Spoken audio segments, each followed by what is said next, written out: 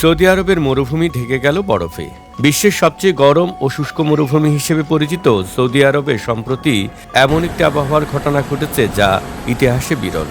আর তাই এই তুষারপাতের সাক্ষী হতে ঢল নেমেছে উৎসুক মানুষের। স্থানীয়রা খুশিতে মেতেছেন তুষার স্নানে। বরফের উপর তাদের নাচ আর আনন্দঘন মুহূর্তগুলো পুরো পরিবেশকে করে তুলেছে উৎসব মুখর।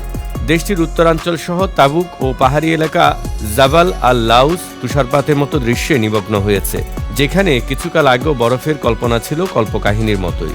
18 ও 21শে ডিসেম্বরের মাঝামাঝি সময়ে সৌদি আরবের বিভিন্ন প্রান্তে, বিশেষত তাবুক ও জাবাল আল লাউস এলাকায় ভারী তুষারপাতের মতো বরফ পড়েছে এবং উঁচু পাহাড় ও মরুর গঠনগুলো সাদা চাদরে ঢাকা পড়ে অদ্ভুত ও মনোরম দৃশ্য সৃষ্টি করেছে।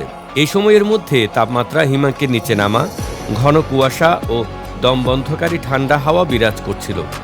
আবহাওয়া দপ্তর শিলাবৃষ্টি, ভারী বৃষ্টি ও ঝোড়ো হাওয়া সতর্কতা দিয়েছে এবং কিছু এলাকায় লাল ও কমলা সতর্কতা সংকেত জারি করা হয়েছে। স্থানীয় গণমাধ্যমে বরাতে জানা গেছে, এমন ঘটনা প্রায় 30 বছরের মধ্যে একটি উল্লেখযোগ্য দৃশ্য হিসেবে বিবেচিত হচ্ছে, যা তাপ ও শুষ্ক আবহাওয়ার দেশ সৌদি আরবে বিরল।